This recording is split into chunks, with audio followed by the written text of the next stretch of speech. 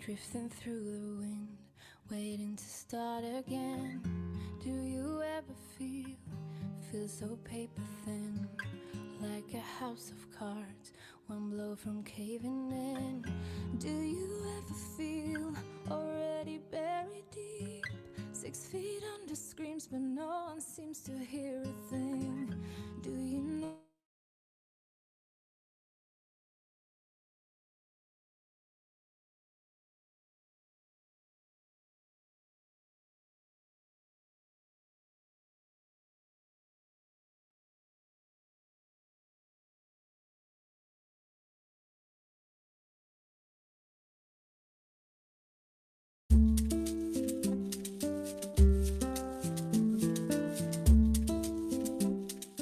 2021 represents a pivotal year to invigorate interest, awareness, and investment in large-scale food fortification and biofortification.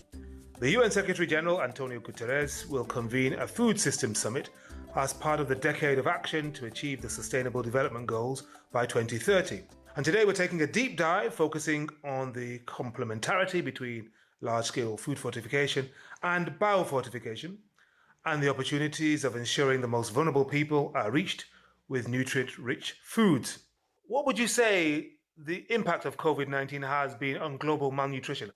The impacts of COVID, turning the clock back 10 years. So 10 years of progress is being wiped out if we don't act. Before the pandemic, 2 billion people were suffering from malnutrition, not a small number. Now, World Food Program, for example, estimates that people who are facing food security is going to double 2020.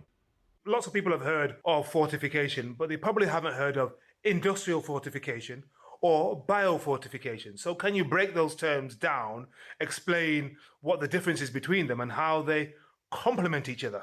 Industrial fortification is the addition of essential micronutrients to foods during processing. So this typically happens at factories, but can also happen at mills. We have examples such as wheat flour fortification or maize fortification or iodized salt, which I think is one of our biggest public health achievements to date, or fortification of edible oils. And then biofortification is the increase of micronutrients or essential nutrients in plants through natural breeding.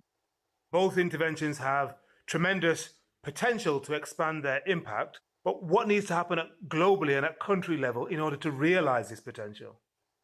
Well, in order to realize the potential of these kinds of investments, there has to be an awakening in governments as to the importance of micronutrient deficiencies.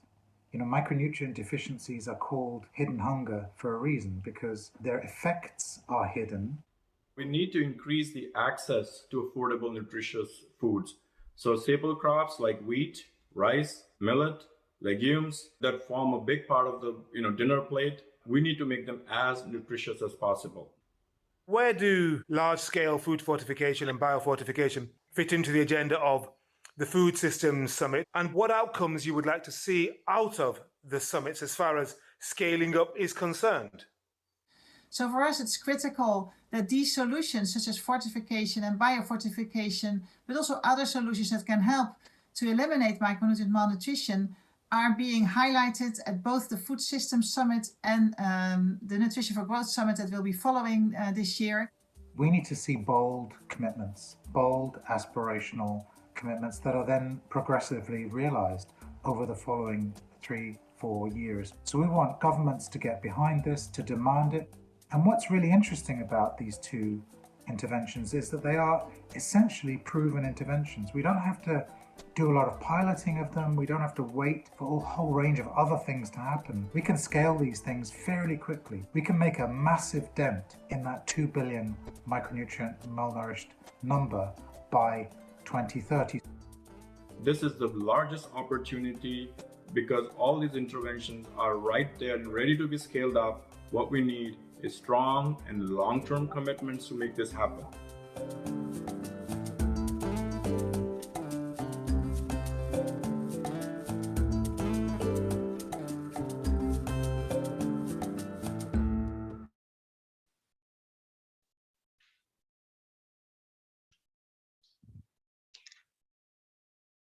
Good morning. good afternoon, and good evening, and welcome to the second Global Summit on Food Fortification virtual series. This webinar is webinar 5 of this series. The theme today is going to be on fortifying our impact, industrial fortification, biofortification as complementary interventions to fight hidden hunger. My name is Namkolo Kovic. I'm a senior research coordinator at the International Food Policy Research Institute, and I work specifically on the CGIAR program on agriculture for nutrition and health. I'm also the current president of the African Nutrition Society, and I will be your moderator today, which is really a great privilege. First, some logistics. We do have interpretation for this webinar in both French and Portuguese. And so on your control panel at the bottom of your Zoom screen, you have the little globe icon, and there you can click and select the language of your choice. The translators will also provide additional information that you might need, and this is going in the chat now. This is quite a lot. There's a lot of interest on this webinar, and we do have a lot of people joining from different parts of the planet. This webinar is also being recorded and is being live streamed on the GAIN website and on YouTube. And the link to this is going to be put in the chat now by Edwin. And please do feel free to share it with colleagues that might not be able to join us today. We also have Josh Knowles. Josh, say hello. And hi, Josh. Ha. Hello, Josh hi there. Josh is our live illustrator. As you can see, he has already started his work. So as we progress with our webinar, he will be capturing the sentiments that are put forward in our discussions in an illustration. And from time to time, we will ask him to show us how he is capturing the discussions that are ongoing.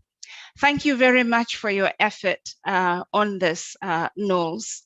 Thank you.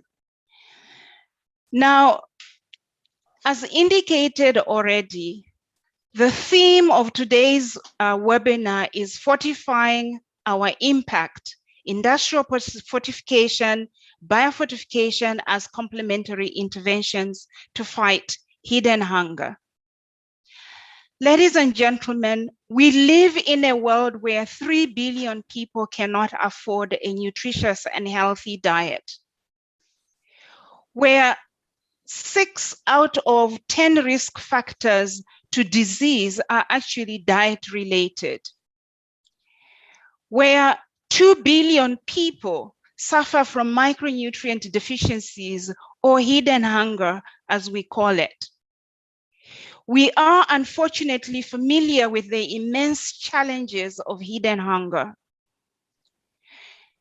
And here we include the high prevalence of stunting and wasting, especially in low and middle income countries, a high prevalence of overweight, obesity, and diet-related diseases like high blood pressure, diabetes, and really everywhere, including low and middle income countries.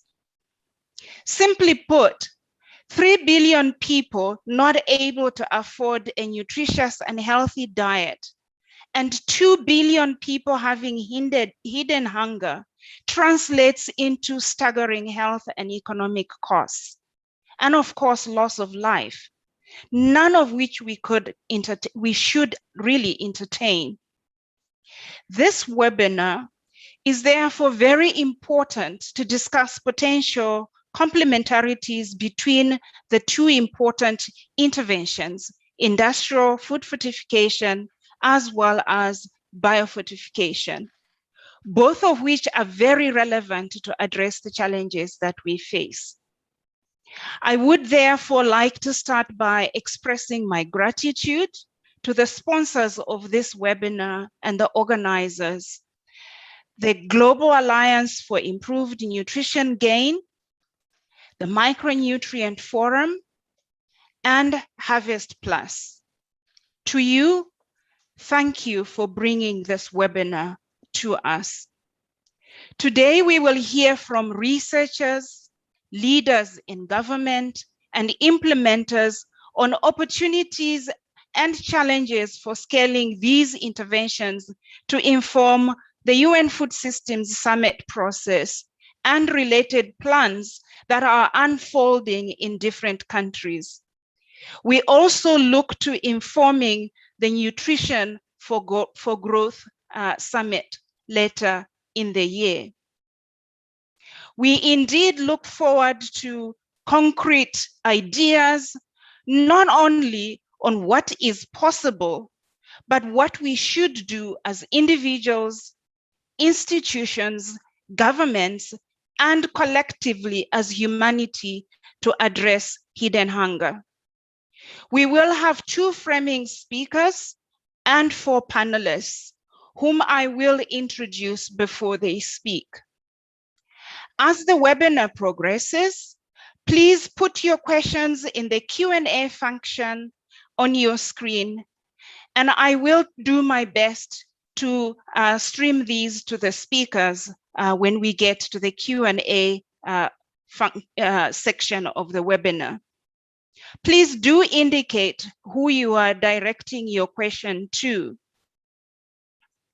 Now, to set the scene, I would like to start with our first speaker, who will speak on COVID-19 impacts, food systems, and nutrition outcomes. I welcome Dr. Saskia Ossendap, Executive Director of the Micronutrient Forum. Saskia, over to you. Yes, thank you, Namukolo, and thank you very much to the organizers for allowing me to speak at this event. And I would like to first inform you about 2 sessions that have happened earlier this week as part of the WHO Food Systems Dialogues Health Talk Weeks. And these sessions have a relevance to the topic that we are discussing here today. And one of these sessions was on COVID and malnutrition, and the other one was on women nutrition. And in addition to what Namukolo said about the micronutrient malnutrition, we know that the COVID crisis has really resulted into a nutrition crisis in many lower middle income countries, because basically the COVID crisis really is 3 crises in one. There's this crisis of the food system that's affecting the supplies of foods, particularly nutritious foods, and that leads to increases in the prices of foods. There's a crisis of the health system that leads to disruptions in the coverage of essential nutrition services. And there is an economic crisis on top of that. And last year, the Standing Together for Nutrition Consortium modeled the impact of these 3 crises on different forms of maternal and child undernutrition according to 3 different scenarios, depending on assumptions on how the pandemic and the mitigation efforts and the economic crisis, how they would evolve over the next couple of years. So we had an optimistic scenario and a moderate scenario and a pessimistic scenario. And we are now in 2021 and the pandemic is still not over, unfortunately. And we also have data now that demonstrate that our assumptions that we had on how the COVID-19 pandemic would affect the underlying causes of malnutrition, that these assumptions were actually correct and perhaps even too conservative. Because we know that COVID has pushed an additional 150 million people into extreme poverty, and the numbers of food insecurity and hunger are on the rise because of COVID, in combination in many settings with persistent conflicts and climate change. And of course, this crisis, like any other crisis, has been further exacerbating existing inequalities and has affected women and girls the most. And the other session that happened earlier this week on women nutrition, therefore, clearly demonstrated how good women nutrition is really foundational for women's ability to empower themselves and their families and to take up leadership positions in the food systems and beyond. Now, because of the acceleration of the pandemic this year in many low and middle income countries, particularly in countries in South Asia that are highly populous and had very high numbers of malnutrition before COVID, we are really concerned that the real impact of the pandemic on malnutrition may be even more devastating than we thought last year, and that the numbers may be closer to the pessimistic scenario that was presented. So we may be facing an additional 13.6 million wasted children, 3.6 million stunted children, and an additional 283,000 child deaths due to malnutrition caused by the pandemic, basically wiping out a decade or more of progress in nutrition. You can remove the slide now. We know that COVID is particularly affecting the intakes of nutritious foods because these foods, such as fruits, vegetables, animal source foods, they are more vulnerable to the mitigation measures, and disruptions in the supply of these foods have led to unprecedented price spikes of these foods and led to declining consumption of these nutritious foods in many populations, as has been shown in local reports. And we have also, therefore, with the Standing Together for Nutrition Consortium, estimated that on top of these 3 billion people worldwide, 2.5 billion of people in low and middle income countries that could not afford a healthy diet before the pandemic, there's an additional 141 million people caused by the pandemic that can now no longer afford a healthy, nutritious diet. And more concerning, the affordability gap is widening, with more people not being able to even afford 50% of the price of a healthy diet, leading to an increased risk of inadequate micronutrient intakes and an increased risk of micronutrient malnutrition or hidden hunger. And yes, this is an issue. As Namukolo already explained and it was shown in the video, we know that micronutrient malnutrition will have devastating lifelong and intergenerational consequences, including an impaired immune response and a lower resistance against infectious and non-communicable diseases, including suboptimal growth, including impaired brain and cognitive development, leading to lower school performance and lower earning capacity as an adult. So without micronutrient security, we will be less prepared and we will have less resilient populations to face these continued challenges of COVID and future pandemics as well. So the COVID pandemic has definitely increased the need for additional solutions to improve diet quality of vulnerable groups, ensuring their intakes of adequate micronutrient intakes. And as Namukolo said, we have cost-effective solutions available, and we are going to discuss that today here. Industrial fortification of staple foods, of edible oils, of salt, and biofortification. And this year we also have a momentum where we can ensure that investment and commitments on all micronutrient solutions, and make sure that micronutrient security becomes front and center at the Food Systems Summit and at the Nutrition for Growth Summit. So for the UN Food Systems Summit, there are proposals prepared around micronutrient solutions. There is a proposal on large-scale food fortification and biofortification. There is a proposal on an anemia alliance to reduce anemia worldwide as part of the larger women equity proposal. And there is a proposal to improve the diets of infants and young children with a focus on complementary feeding. These are foods that needs to be given in addition to breast milk to children that are 6 to 23 months of age, and that needs to be rich in micronutrients. And there is a proposal to address the micronutrient data gap as part of a larger proposal for a consortium around food systems data. So we know that there are no silver bullets in nutrition, and there are no silver bullets to address hidden hunger as well. We know that healthy diets and the promotion of healthy diets and breastfeeding remain important, but this is not the time to hide behind ideologies. We really need to embrace now actions to scale up these highly cost-effective and proven interventions, fortification and biofortification, because there is a nutrition crisis looming there. And most of us have not experienced such a crisis in our lifetimes. So we need to unite now and ensure that we don't lose an entire generation as a result of the current pandemic. Thank you, Namakolo. Over to you. Thank you very much, Saskia. Indeed, we have an emergency at our hands, but we do have something that we can do in the meantime. Now, our next presentation is going to be on the potential of large-scale food fortification and biofortification complementarity. And for this, I pass on and introduce Professor Zulfikar Bhutta Robert from the Robert Harding inaugural chair in global child health and the children for this is not working out. I want to introduce Prof. Zulfikar Bhutta. He is the Robert Harding inaugural chair at the Global Child Health at the Global Center for Child Health and the Hospital for Sick Children in Canada. Professor Bhutta, please welcome and over to you for your presentation. Thank you, and over to you. Thank you very much. I just want to be sure that you can see the slides and that they are appearing on the full screen. Yes, they can, and on full screen. Thank you very much.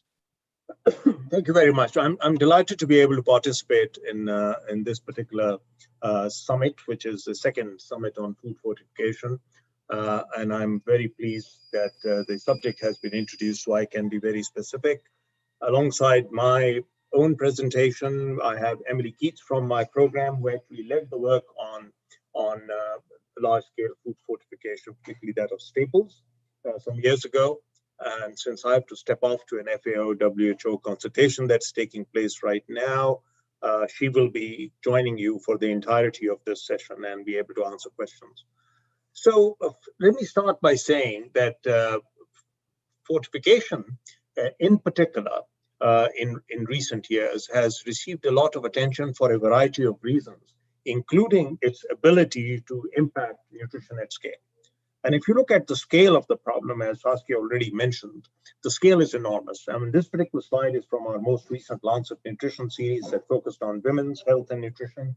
And as you can see, for issues like anemia, we have made virtually no progress over the last several decades. And this is now an issue which also overlaps quite significantly with women's nutrition in general.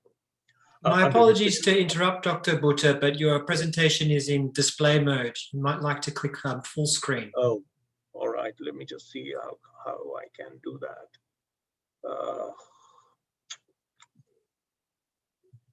That's what I had asked earlier on, actually. So.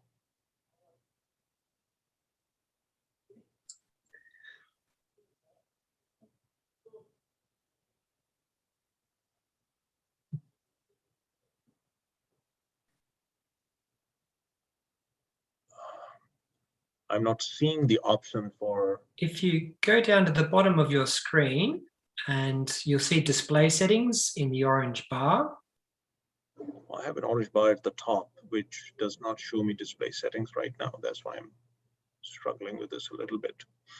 No problem. Oh, okay, got it. Yep, that's right. And then you just click on the furthest one from your cursor. Now just scroll over to your right. Not all the way, just that last one next to the minus symbol. Last one, this one. Okay, got it. Correct, that's right. Are you seeing it now? It's still on display for some reason. Maybe if you click on display settings up the top on the drop-down menu. I can't see that. That's what I'm saying. I can't see the display settings on the top. That's for some strange reason. I normally see it in Zoom, but I don't see it here. Show taskbar, display settings. Just give me 1 second. Let me just click.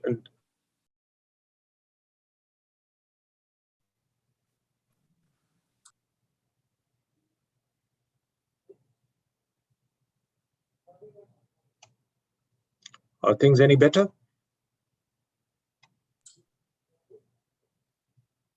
It's thinking about it.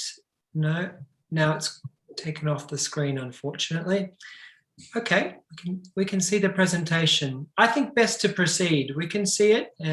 It's not ideal, but we can still see the presentation. I think in the interest of time, if we can proceed, it is in full screen. It's just that it is using a display function. Please proceed.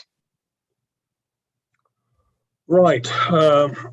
Okay, so as you can see from the inequalities that were discussed and developed in the last series, the micronutrient deficiencies typically seem to be particularly prevalent amongst the poorest of the poor in various parts of the world. So in moving on to the issue of fortification per se, the advantages of large-scale food fortification are substantial. Firstly, they don't require behavior change. They give you population-level impact, and they are feasible with a variety of multiple micronutrients, and they're cost-effective. The evidence around some of this in the context of impact on iron deficiency is substantial. We have had the meta-analyses that were published by Emily and colleagues recently in the AGCN. And if you look at the overall impact on either iron deficiency in children or in women of reproductive age, the impact is quite substantial, with close to a 54 to 64% reduction in women and children.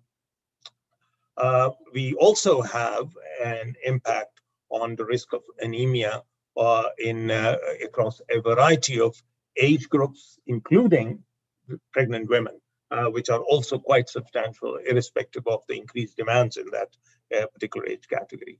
Also importantly, we were able to show the gradient by various age groups. And as you can imagine, because young children typically do not consume as much large-scale fortified food staples as older individuals do, the effect sizes are tighter in adults as compared to children, but there is also ample opportunity for us to be optimizing the kind of foods and diets that you use in younger age groups. And particularly for adolescents, the effect sizes that we are seeing with food fortification are comparable, if not better, than what you can achieve with supplementation alone. There is also the opportunity of doing better with other things that are important, along with iron, and particularly for women of reproductive age, and folic acid is one. And we've really struggled overall to see what can be done for folic acid nutrition improvement overall globally. And as you can see here, we have very clear evidence from these reasonably large studies of reducing risk of folate deficiency by as much as 80% and increasing serum folate concentration, and importantly on the biological outcomes, which is reducing neural tube defects and risk of spina bifida. We've recently looked at some of this evidence again, and over the last couple of years, with the additional information that's been published, everything corroborates what we had meta-analyzed a few years ago and suggests that there are substantial public health benefits from large-scale food fortification, and what it requires is principally now scaling up with optimal strategies in countries. There are important additional considerations. One is the heterogeneity of effect in different populations that requires close monitoring and evaluation of some of the contextual background, and also on greater collection of data from routine monitoring systems on functional outcomes, including not only growth, but also morbidities and developmental outcomes in the right age group. And there are tools now available, including the Fortification Coverage Assessment Toolkit developed by GAIN, which I think should be increasingly used at population level. There's already been some discussion around biofortification. I think this is a phenomenal advance in recent science on these natural breeding techniques, which are different from the transgenic question. These are just naturally produced, evaluated crops and products, and there are now several that have been released in more than 40 countries and are ready for testing in a larger number. And if you look at these, the proof of principle studies have been done in comparison to what can be achieved with conventional breeding. In many of these biofortified crops, you can achieve higher level of concentration of things like zinc and iron, and particularly in the South Asia region that Saskia talked about, there's a lot of interest in improving iron and zinc nutrition through the breeding of new crop varieties such as wheat, which could potentially be the new green revolution in terms of improving micronutrient concentration of staple foods, rice and wheat in some of those regions. And as you can see here, the estimated EARs that you can gain from some of these biofortified products are quite substantial, close to around 20 to 30%. And there are field studies underway right now in terms of evaluating some of this principle. Now, I was asked to talk a little bit about the complementarity. Can we bring large-scale food fortification with biofortified crops in the background so that you can get a double benefit? And the answer to that is it's absolutely an exciting and promising possibility. The studies on these have not yet been done, and they, or at least have not yet appeared at the scale that they should influence policy, but that's clearly where we need to go. So sufficient evidence and information around fortification itself, with substantial impact on anemia in women of reproductive age as an illustrative example of one benefit, with folic acid also being a very important target. And biofortification now offers a lot of interest in terms of practical ways of improving nutrition for nutrients that we have struggled with. To give you an example, ever since we put out the evidence in the first Lancet Nutrition series, we've been trying to look at a way of improving zinc nutrition. And there isn't, through a supplementation process, of improving zinc nutrition at a population level in a sustainable manner. The fortification, the biofortification pathway offers one opportunity that we could do so. And the combination of those two, I think, really is the way going forward, is to look at a potential fortification of already biofortified crops with additional things within safe limits and within the ability of the population to use some of those commodities at scale. So I'd like to thank you very much for your attention. That's all I wanted to say in terms of introduction of the subject. And my colleague, Emily Keats, will be available, as I said, for answering any substantial questions subsequently. Thank you. Thank you very much, Dr. Butta. We know how busy you are, so thank you very much for taking the time to be with us. And thank you indeed for Dr. Emily Keats and also Keats for agreeing to take over. Thank you. And thank you.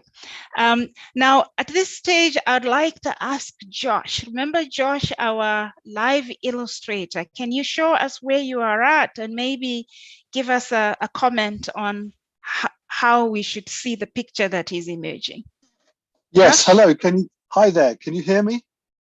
Yes, we can hear you nice and loud. Oh, great. Yes, really interesting talk. I've tried to squeeze everything I can into the picture. I've still got more to do. But if you look on the left-hand side of the picture, you see Saskia's discussion about the fact that the COVID crisis is 3 crises in one for the low to middle income countries. Those crises are food, health, and economy. And that the shadow of a nutrition crisis is looming if we don't deal with these and have a really holistic approach to dealing with this issue. Then in the center of the image, I've got the intro about hidden hunger and micro malnutrition. And on the right-hand side of my page, I was looking at the previous talk about improved zinc and improved folic acid and iron intakes through LSFF and complementarity. So I've got my little bottles of nutrients there, and I'm just about to draw a nice green field full of those beautiful nutrients that we are under discussion. Thank you. Thank you very much, Josh. Indeed, we are beginning to see complementarities emerge. In this part of the webinar, we will now have a panel discussion, and we are joined by 4 distinguished panelists, and I will introduce them. First, Ms. Sarah Shiu, who is Senior Economist in the Prime Minister's Office in Tanzania. Josh, if you could stop sharing your screen so that we can see the panelists. That's not in my control. I'm not sure who would be doing that. But Sonia? Thank you. Welcome, Sarah. And then the other panelist we have is Mr. Anangia Groho, who was not able to join us, but later on we will play a video message that he has sent us. Then we have Mr. Dr. Chris Isokuponu, who is Director and Senior Technical Assistant to the Honorable Minister of Health in Nigeria. And then we have Professor Stephen Fosti, who's an adjunct professor in the Department of Agriculture and Resources Economics at the University at UC Davis. Thank you very much. Welcome our panelists. Let me start first with Sarah.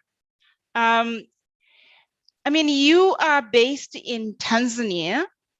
What are the challenges and opportunities in Tanzania on shaping industrial fortification and biofortification policies and regulation? Because these are important on scaling up efforts. Over to you, Sarah. Thank you very much, Namukolo. Yeah, so maybe before I respond to that, I just want to highlight a little bit about Tanzania initiatives in the this area of fortification. So for us, we started the fortification since 1990s, and we started with salt iodinization, and even we decided to come up with the National Food Fortification Platform, whereby these people would meet and discuss about the salt iodization and all these kind of things. But again, from the iodization of salt, then after, of course, the data showing us the high rate of malnutrition and the macronutrient deficiency in the country, we realized again, one of the interventions which we can use in addressing the macronutrient deficiency is fortification. So we came up again with fortification intervention in the country, thanks to GAIN, who are supporting the country again on that area.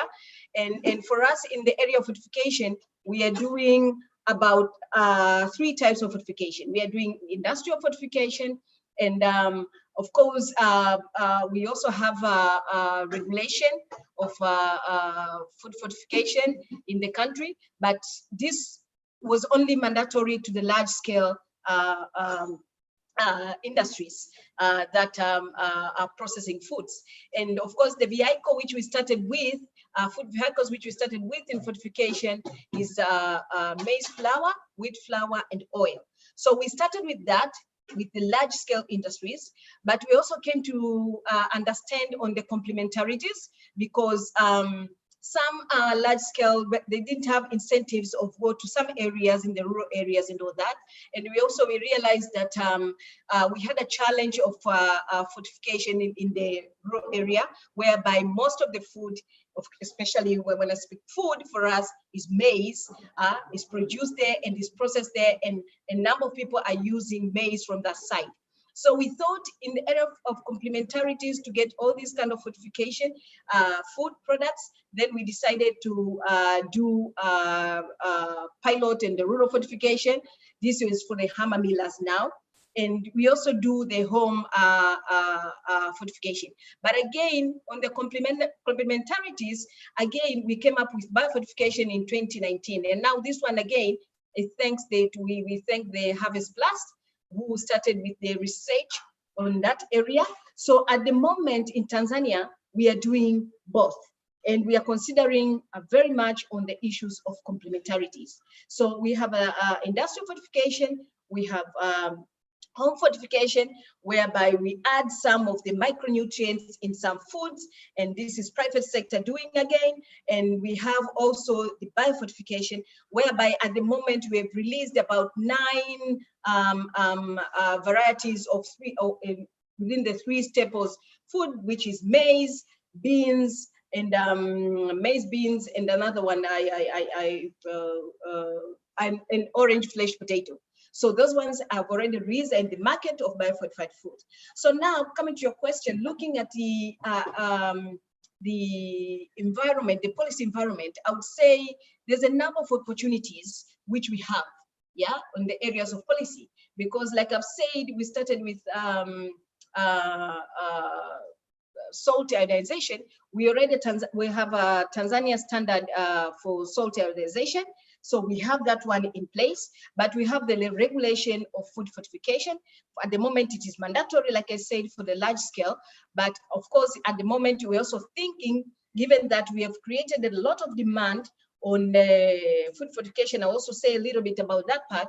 So we are thinking also, maybe we should review our regulation and try to see if we can also make it mandatory to medium and the small scale.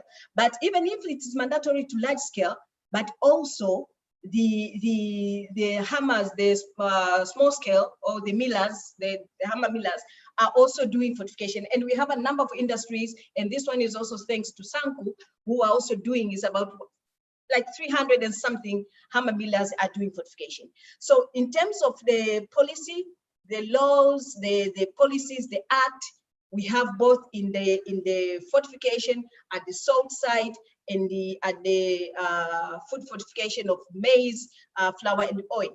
But in the area of also biofortification, we have a biofortification guideline, and this one came out very recently.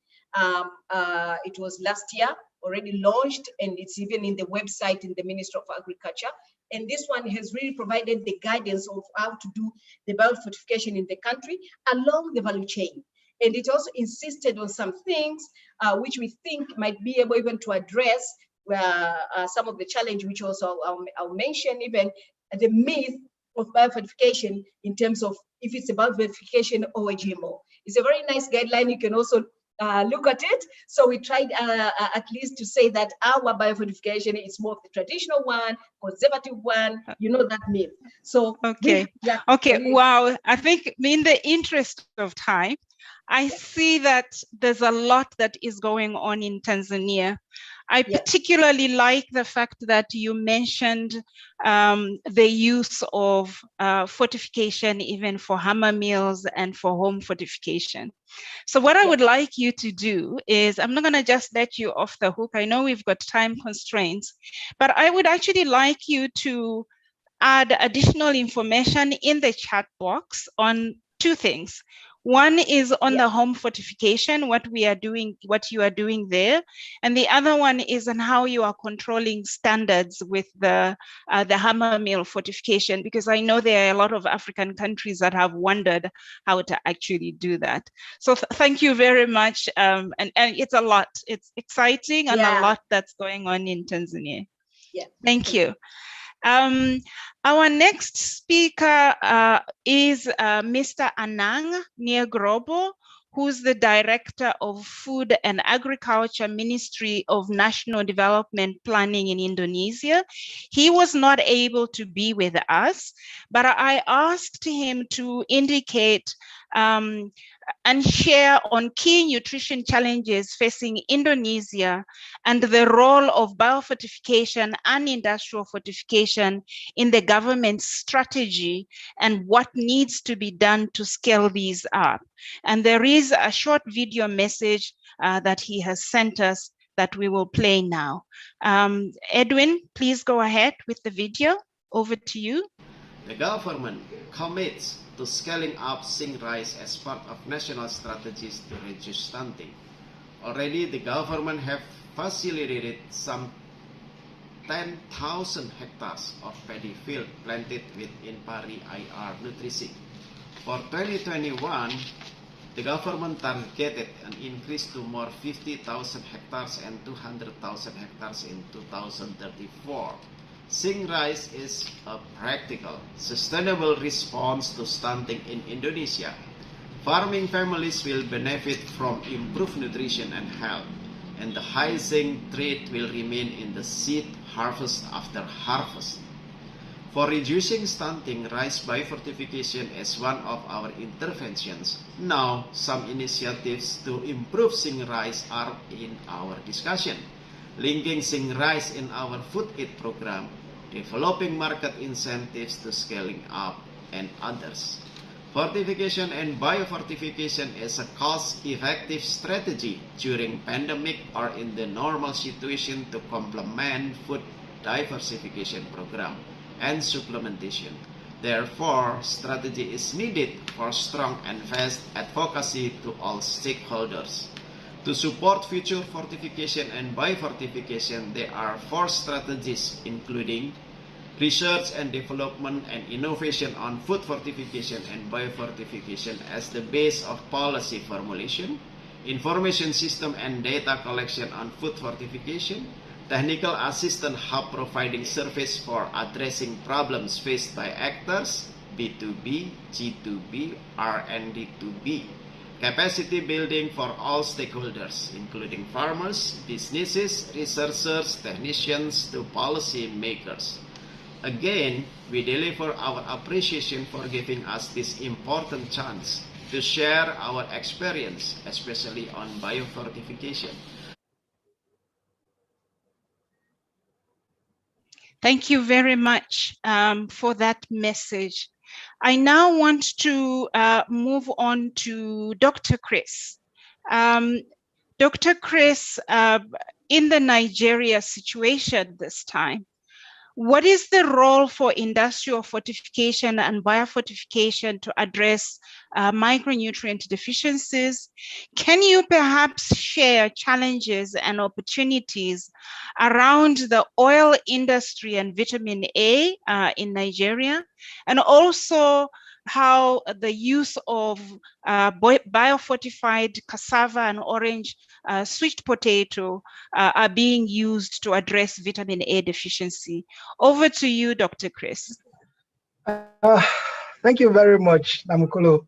So good to see you after a very long time, and to know that you are keeping safe in these times of COVID-19. And I want to thank you also for inviting me to speak on this very important topic around fortification and biofortification, which are critical and very important to us here in Nigeria. The Nigerian government recognizes the importance of micronutrient deficiency and have enunciated a number of strategies. 2 very key strategies for micronutrient deficiency control is that of fortification and biofortification. Fortification in all its sense, but most critically is the large-scale food fortification. So in Nigeria, 3 major staples are fortified: vegetable oil, flour, and sugar. Sugar and vegetable oil with vitamin A, and flour is fortified with iron and vitamin A. In fact, most of the micronutrients by implication. And this is a recognition of the importance of these 2 strategies. And what makes these 2 strategies very critical and important is the fact that the other strategies require the active participation of the citizen. When you do supplementation, you require the people to come out to take the supplement. It means they are actively participating in it. When you talk about deworming, it's also the active participation. There must be a conscious effort to take the deworming tablets to control iron deficiency anemia. When you talk about dietary diversification, again, it also involves active participation. The person has to consciously make that choice. And considering the economic situation in the country, one clear way of making sure that you deliver micronutrients to the people is through an involuntary consumption of nutritious food. And biofortification and large-scale food fortification present such opportunity. And that is why they play a very important role in our micronutrient deficiency control efforts. Since 2002, the government of Nigeria has enforced the mandatory fortification of flour, vegetable oil, and sugar. And moving forward, we've constantly worked with partners to address the emerging challenges that come with it. And the gluten, and I can gladly say that most of the stakeholders are on board. In fact, now many of our food, of the manufacturers of these products are actively involved in ensuring, without even being prompted, to fortify their products. Now, biofortification was introduced in 2014 as a strategy through the National Micronutrient Guideline, and we have continued to expand its use. And the good thing is about the fact that it is the major staples that are biofortified. We have cassava, we have maize, and the orange flesh food, sweet potatoes that are fortified with vitamin A. They ensure sufficiency in that particular micronutrients. Even as we speak, discussions are ongoing already in the country on the introduction of fortified rice. Rice is largely consumed in the country, and because of government's policy, we have increased the local production of rice such that the country now consumes more than 50% of the rice. It now produce more than 50% of the rice it consumes. That is a huge market that presents a great opportunity for fortification. So when you talk about bulk oil, which is about fortifying our vegetable oil with vitamin A, that is constantly being regulated and enforced, especially the packaged ones. The challenge, however, are with those that are not packaged and therefore difficult to be regulated. But to address that, there is with the effort of partners like GAIN, there is a constant public enlightenment and awareness creation. The fortification program is not without its challenges. The major challenge is the activities of smugglers who bring in products that are cheaper and not so fortified. We also talk about the earning power of the people. Because people do not have enough to afford fortified food, they are forced to buy those foods that are not fortified, that are often cheaper. Thirdly, is sometimes the relative higher cost of fortified food. And therefore, we need to look at make efforts to drive down these the cost of these products in order. Okay, thank you. Thank you very much, Dr. Chris. I thought we were going to lose you for a minute there. So I think you brought up some really useful things, because you've now touched on the issue of cost, which ties in very well with the next speaker, Professor Stephen. And Professor Stephen, if you can now look at, I wonder if you could share some perspective on the complementarity of these two interventions, biofortification and large-scale industrial fortification. Perhaps some of the examples that you might give from your Cameroon study on the mini mod. And then if you could shed some light on some challenges of overcoming, designing cost-effective sets of biofortification interventions, as well as the other types of fortification like industrial and agronomic fortification as well. Over to you, Prof. Thank you. Thank you. Can everybody see and hear me? I hope so. Yes, okay. We can hear. I've clicked the right buttons here. Not always the case. Thank you very much, Namukolo, and thank you to the speakers that have come before me, who have really set up my job to be a relatively easy one. We know from previous speakers that the micronutrient deficiencies that are being faced are serious, and more serious today than ever. And they certainly merit public policy attention. And the good news is that there's an array of fortification, biofortification, agrofortification, and supplementation programs that can be used. They're proven to actually work. And at a relatively high level, all of these things are complementary because they, in a sense, increase the amounts of available micronutrients in the food environment, and hence reduce the the populations at risk of micronutrient deficiencies. But not all of these food vehicles or delivery platforms are the same.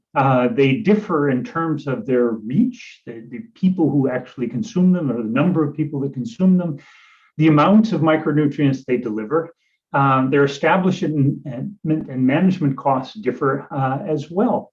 And some of them take longer to set up and to launch than others. And so we have some choices to make here, both in terms of which programs to identify as priorities and the potential sequencing of them. In addition, some of these programs are targetable subnationally, others are not. And depending on the food vehicle you choose, you can add different types of micronutrients, different types of fortificants, and different amounts of these micronutrients can be added as well. One key challenge to all of these is that although they have been demonstrated to be effective, none of them are free. And so they're not free to establish or to manage. And so we have to take into consideration the costs associated with these alternative programs. And even if we meet the challenge that Lawrence Haddad put out to us at the very beginning for to be bold, and one parts of being bold is actually signing big checks, allocating resources to do this. But even if we are successful, we never have all of the human or financial resources that we would like to have to do all of these things. And so we're constrained by by resources, financial resources, human resources, and constrained by time. And so we have some hard choices to make about what we're going to do, where we're going to do it, when we're going to do it, and for how long, and also hard choices about what we're going to choose not to do. These are really challenging program questions. I mean, the ministries of health and agriculture that I visit are sometimes confused as to, okay, we have many things to do, or many things that we could do. What should we begin to do today? And what should we might potentially put off for tomorrow? The good news is that we in the Minimod group and many others, GAIN has been involved in this, the Food Fortification Initiative has been involved, and many others have been involved in identifying data that can be used and developing tools that can be used to help prioritize among these alternative fortification, biofortification, and supplementation options. And these tools and the data that support them can be first used to identify the groups at risk. What are the micronutrient deficiency problems in your country? Who is suffering most from them? We can identify the types of foods that are consumed by these people, and then we can prioritize the food vehicles that are going to be fortified in order to assess them. We can also test for and measure the efficiency and cost effectiveness of current programs. How well are the programs that you have in your country functioning now, and how can we improve these? You can use these tools and data to explore alternative micronutrient intervention programs as well. And this will allow you to assess the cost and the cost effectiveness of these alternative programs and have frank discussions about the costs and which stakeholder groups in society are going to shoulder or pay which parts of the cost associated with these interventions that are known to work, but still have to be paid for. And this will allow then decision makers to prioritize the micronutrient intervention programs that they are going to choose, and understanding that even some relatively expensive programs can be really worth doing. And I will leave it at that and take questions from the audience as need be. Yes, thank you very much, Prof. Stephen. Indeed, you bring issues of prioritization and selection of the right type of interventions for a country context. And this always makes me think in terms of how we think about the costs, in terms of the the cost that undernutrition actually puts on government budgets, actually. And then whether we shouldn't be thinking about those costs that go into intervening, such as in biofortification or industrial fortification, as really worthwhile costs that where we will save money elsewhere, perhaps even in terms of health costs.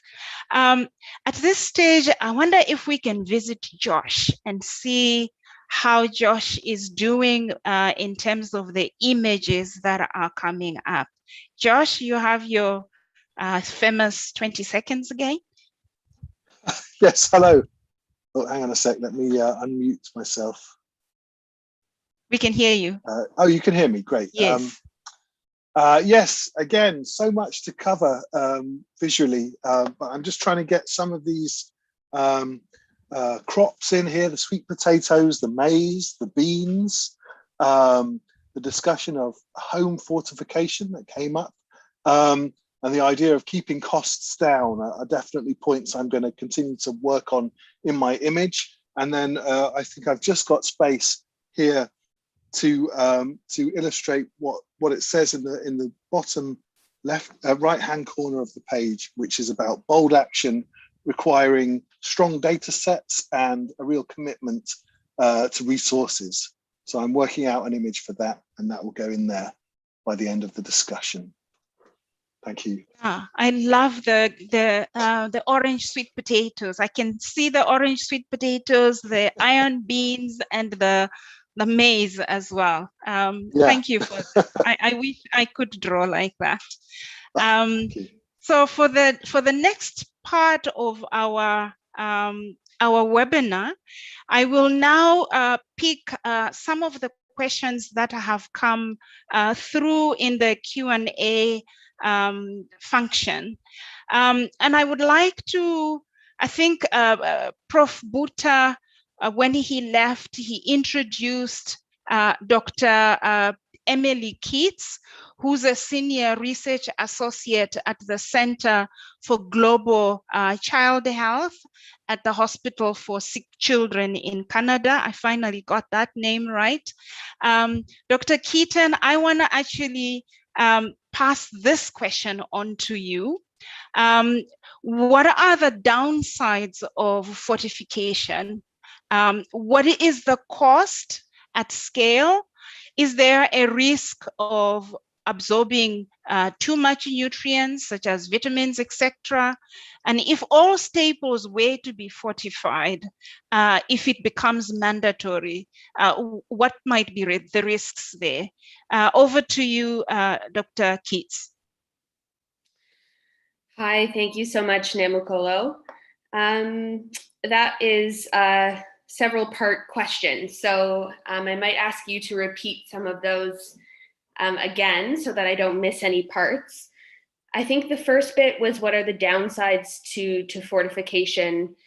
And I know there have been some concerns with certain types of large scale fortification, like fortification with folic acid and fortification with iron when considering some gastrointestinal side effects and all that. But I would say that overall, the downsides are extremely limited. Essentially, standards are set so that the proportion of micronutrients that you're intaking from large-scale fortification are quite small. They're a pretty small percentage of what's recommended daily. So that means that the risks of fortification in terms of adverse outcomes are very, very minimal. Maybe you wouldn't mind repeating the next part of that question. Oh, you're muted, I think.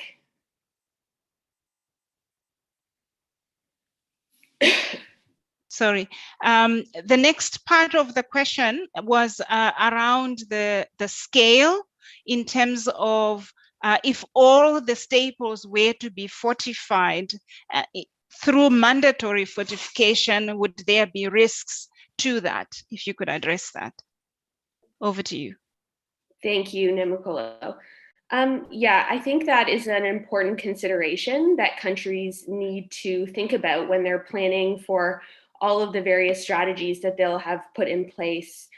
So essentially, I would recommend that there is some context-specific assessment that's undertaken in order to better understand the various micronutrient intakes that populations at large would be receiving from various interventions like large-scale fortification.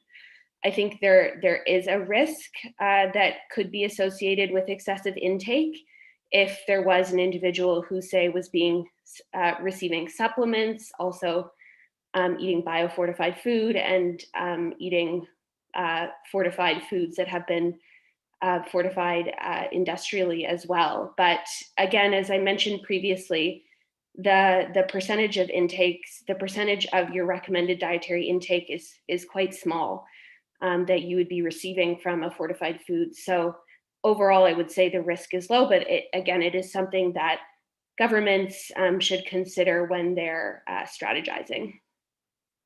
Thank you very much. I would now like to pass the next question on to Dr. Saskia Osanda.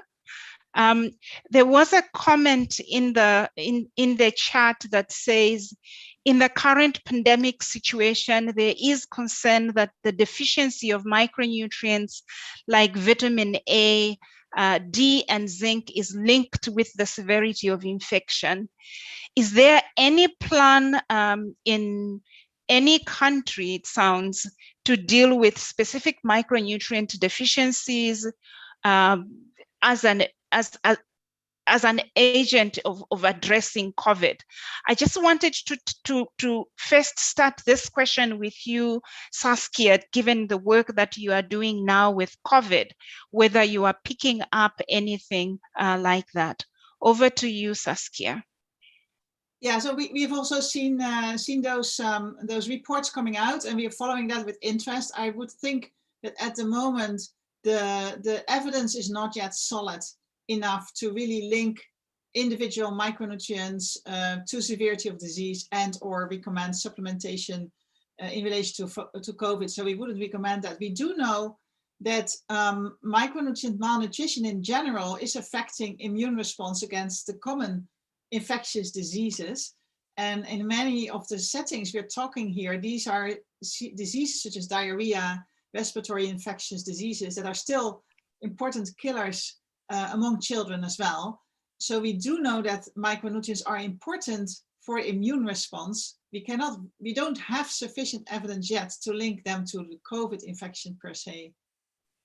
I think it's important to clarify that here. I also think, as was said in the chat as well, that the interventions we are talking about here, these are interventions that really require longer term investments, both in before they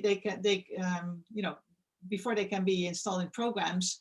So they're not really meant for emergency responses. Yes, thank you very much, Dr. Saskia. And for the next question, I would like to pass on to Ms. Mushiu, Sarah. At the national level, what are the main considerations for policymakers when they are deciding what foods to fortify industrially, and when deciding what biofortified crops to introduce? I pass this question to you specifically because it sounds like Tanzania has put in place multiple fortification strategies, and I wonder if you could shed some light on what influenced those decisions. Over to you, Sarah. Yeah, thank you very much, Namukolo. I think when it comes to industrial fortification, of course, it's dependent on a number of things. First, the types of food which is consumed by many, availability of that food, and consumption of such food, which of course, that is one of the criteria. But of course, we also look at other standards, like East African standards, the foods which are proposed that we should fortify. So there are some foods which were also proposed, like for example, if it was an idea of sugar, I remember, but we're not doing sugar fortification, although that everybody uses sugar. But so the foods, it's those ones which are mostly consumed are the ones which we think we suggested that, okay, now this we can start with. And the biofortification, since it's just started recently, like 3 years back, ours is more of the targeted biofortification, and the biggest criteria was to go to the regions which there is high malnutrition rate. So we started with the southern regions, which has high malnutrition rate, specific stunting. There's where we kind of started with biofortification activities. I'm sorry, I didn't get the other question. The question I put forward to you was that I was impressed by the multiple strategies that Tanzania was taking, and I was wondering what influenced the decisions. But it sounds like you are indicating that you seem to have adopted different strategies in different regions of the country. Is that a correct understanding? Yeah, it is. But again, I think I also mentioned the issues of complementarities. We also that it's very important. So even that one pushed us to do all these types of fortification. Of course, we have a guideline which also insisted on doing both the biofortification and fortification, the National Multi-Sector Nutrition Action Plan. So also those ones pushed us to do all these types of strategies. Yeah. Okay, thank you very much. And the next question I would like to direct to Dr. Chris. Dr. Chris, industrial fortification and biofortification are interventions that require significant engagement from the private sector, including farmers, food processing businesses. What type of support should government provide to help businesses to fortify well and to enable farmers to grow biofortified crops? Over to you, Dr. Chris.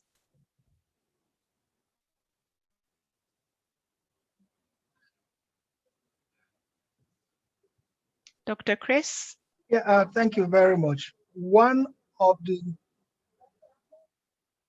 Thank you very much. Can you hear me? Yes, we can hear you. Okay, thank you. One of the key successes we have always highlighted in Nigeria as it relates to private sector engagement is the Fortification Alliance. It's an alliance of government and the private sector, both policy, regulators, manufacturers, all coming together to chart the course towards the same objective. And we've had tremendous successes. So how can government further support the private sector? There have been talks about incentives in terms of tax exemptions, import duty exemptions, or lower taxes. And the government is looking at all of those options. But I think one key area that we've made tremendous progress has to do with how government continues to engage the private sector at arriving at decisions around policies. For example, when we needed to change from electrolytic iron to iron sodium EDTA in the fortification for flour, it required the stakeholders, including the private sector, coming together and discussing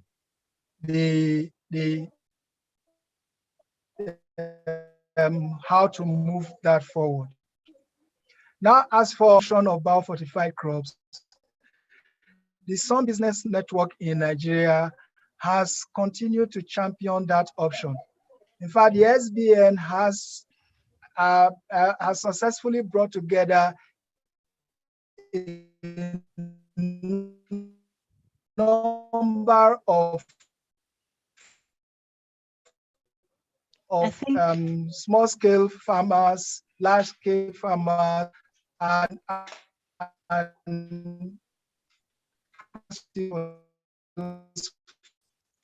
farmers, and of course also opening up has been in that we continue. So by and large,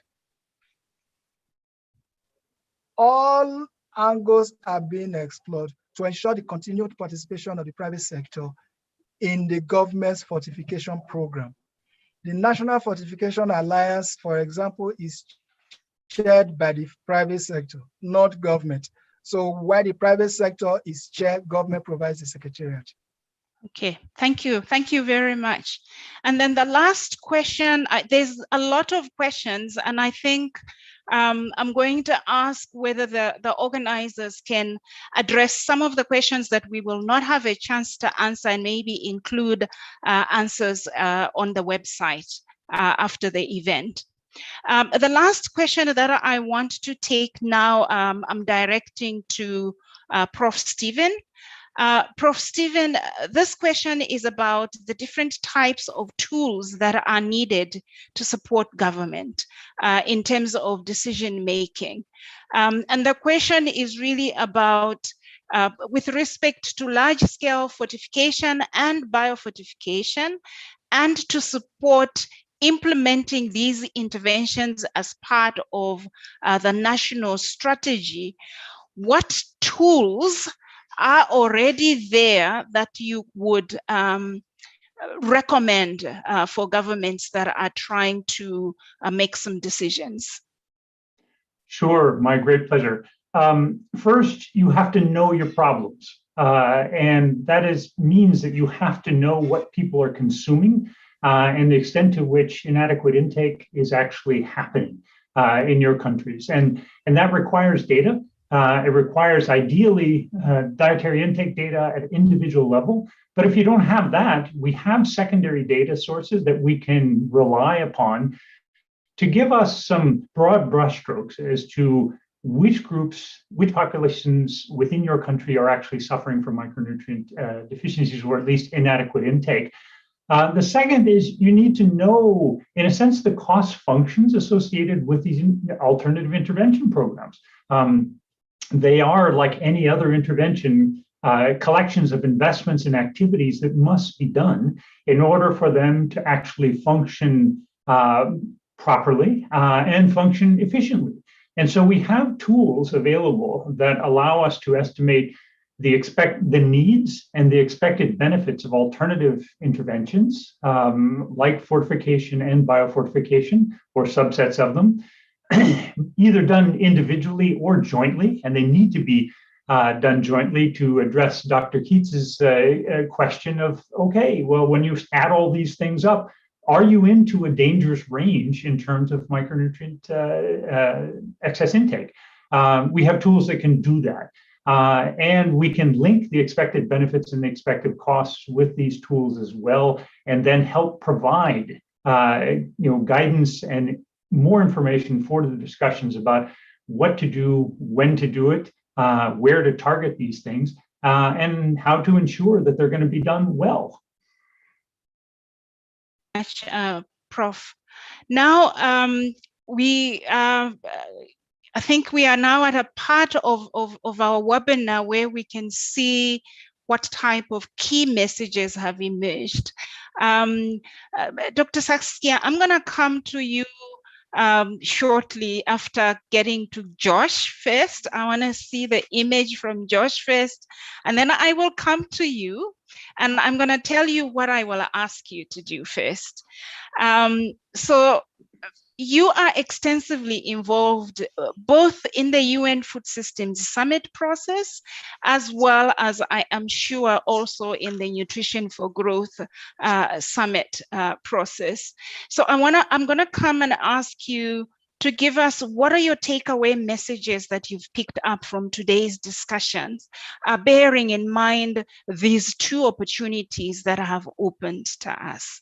And then while you are getting your thoughts ready, Josh, what do we look like? It looks like we are swimming or running or doing interesting things now.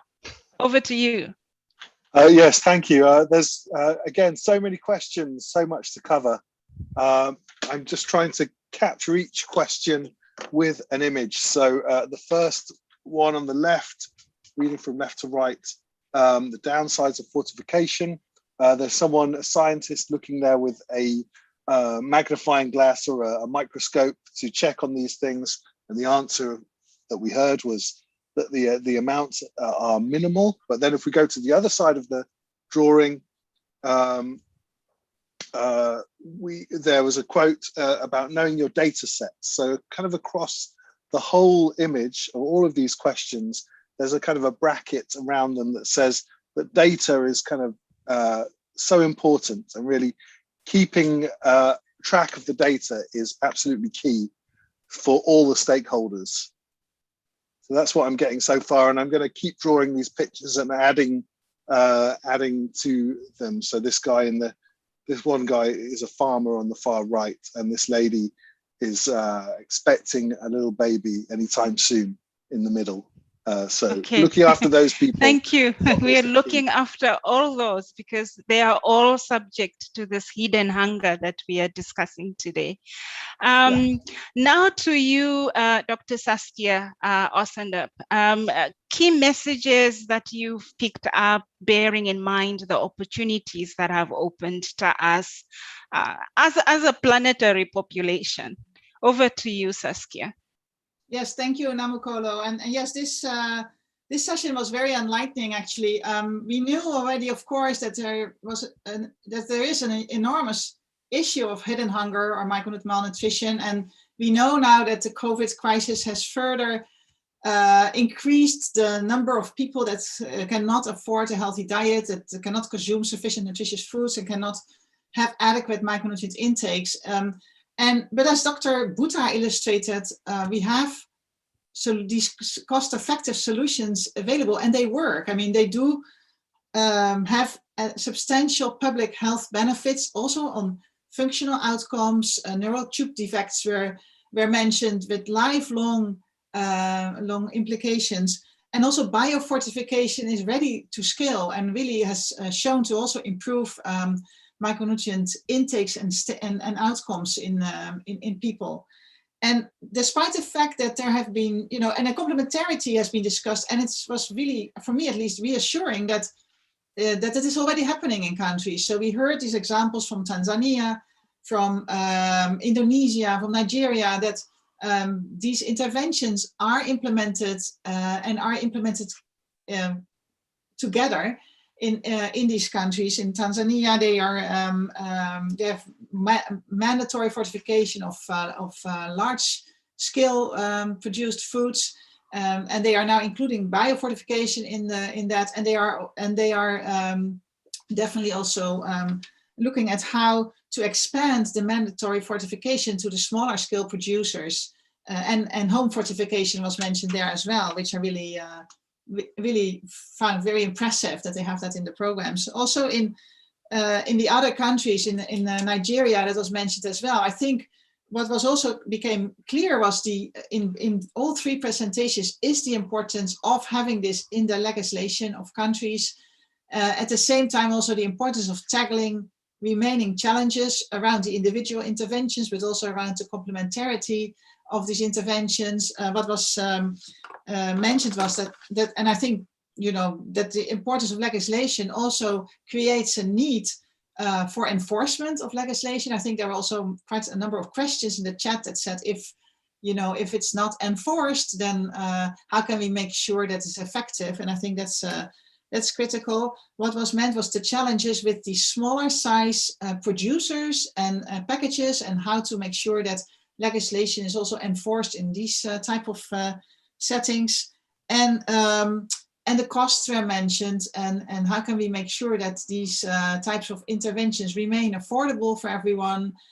Can we, I think that was Nigeria that said, can we perhaps make some incentives to encourage the private sector to fortify their foods, such as tax reductions, what have been mentioned, as well as what Steve Fosti was referring to. Can we look at these costs in a more holistic way, and looking at what type of interventions, because all of these interventions come at a cost, but what type of intervention or package of interventions would be the most cost effective, taking into account risks and benefits. I think there was some discussions around, are there any trade-offs in situations where you will have multiple interventions in place? The general feeling is that the benefits overall at population level far outweigh the risks. But I think that there are now tools available that will allow us to better target these type of interventions, such as that we can even make them more cost effective and more efficient. And I think that what was stressed throughout is that for all these purposes and for monitoring of programs, we need more data, and we need more data on micronutrients. And I think that's bringing that back now to these two big moments that we have this year to improve hidden hunger, which one is the Food System Summit and the other one is the Nutrition for Growth Summit. I think that that we have sufficient there to rally a group of stakeholders and countries behind to really now scale up these two interventions, but along with that, make sure that we also have all the systems in place to effectively reduce reduce hidden hunger. What has not been mentioned, but what I think is one of the areas that we are working on from the Micronutrient Forum is that integration that's required between systems. So yes, we need these food systems interventions, but at the same time, and I think it was mentioned already again, I think by Dr. Chris from Nigeria, the importance of also simultaneously having health interventions in place. Anemia, you cannot get rid of anemia if you don't also consider programs delivered through health systems such as deworming, malaria control programs. And you need sometimes to provide supplementation when needs are very high or in emergency situations. And I think that the two summits actually can make that very much aligned. And I want to end with saying that, you know, we know that there is this unprecedented nutrition crisis happening now in many of the settings we work in. And the statistics that we mentioned, the 283,000 additional child deaths that we may end up this year, the millions of people that cannot afford a healthy diet, these are not just numbers, these are real people behind them. And I think, and real children behind them. And I think we all have an opportunity now to make significant changes and make these bold and smart commitments this year at the summits to help change that and help improve their lives so that we don't lose an entire generation. Thank you. Yes, thank you very much, Dr. Saskia. Now, 2 billion people with hidden hunger, and we do have things that we can actually do. I know both Tanzania and Indonesia, as well as Nigeria, are participating in the UN Food Systems Summit. I would like to take the moderator's prerogative and call on all of you, as well as all the other countries that have participated in this webinar, that we do have some complementarities of solutions that we can use. Do reach out to the action tracks that are working on the biofortification and industrial fortification solutions in action track 1 to make sure that you can express your needs in terms of supporting the biofortification and industrial fortification efforts that you are engaged in the various countries. So do reach out so that your voices can be heard. Now, today's webinar was the 5th in a series of monthly conversations on food fortification, leading up to the UN Food Systems Summit and, of course, the Tokyo Nutrition for Growth Summit in December 2021. Please do join the next webinar, which is going to be on Wednesday, the 30th of June. And this will be at 2 p.m. Central European Time and 8 a.m. Eastern Daylight Time. This webinar will focus on the Scaling Up Innovation for Fortified Future, Part 1, on fortification, fortification quality digitalization. We say Part 1 because it will be the first of a 2-part series focusing on innovation. By showcasing successful examples, innovations, and partnerships The webinar will explore how digitalization can be part of the solution to ensure fortification quality and industrial compliance. You can find more information on the series, and I think Christine will put a link now in the Q&A for you to see, and perhaps in the chat. And then I would like to take this opportunity to thank you all for being a part of today's event, and look forward to you joining us again in future weeks, and definitely for the next one on the 30th of June. I want to take this opportunity to thank our speakers, Dr. Osandap and Professor Buta, Dr. Emily Kitts, Ms. Sarah Mshiu, Mr. Anang Niogrobo. Even though he was not able to be with us, he did send us the message. Dr. Chris, Professor Stephen Forsti, I really want to thank you for taking time to be with us today and for sharing your experiences and information. I thank all the participants for the vibrant discussion, and call on you to carry the flag that large-scale food fortification and biofortification are solutions that we have available to us, that we can contextually nuance to the different challenges that we face in different countries. The business as usual scenario of 3 billion people not being able to afford a nutritious diet, or 2 billion people having hidden hunger, is something that we should not entertain in this business as usual scenario. And therefore, I look forward to seeing some of the discussion and the issues that have been raised here really feeding into the UN Food Systems Summit process and the Nutrition for Growth Summit, so that we can support the efforts that we have seen already, that countries are already doing something. And before we leave, I just want to give Josh one more go at his image. Josh, over to you. Hi, everyone. Yes, I'm just trying to get the toolkit and an image for the toolkit and the data sets all into the picture. And I've added the really important point that was made, that these are not just statistics. We're talking about real people's lives. So I've put that in a speech bubble on the page there, just to really push that point home. Thank you.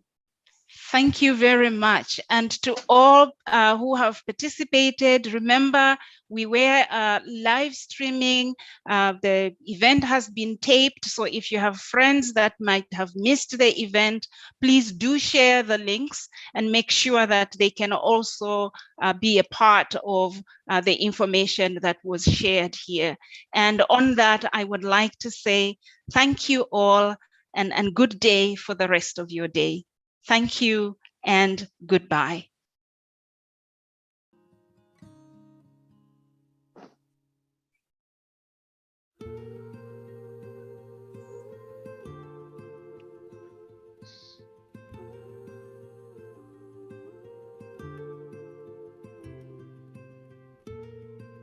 She just wants to be beautiful. She goes unnoticed. She knows no limits. Namukolo, good job.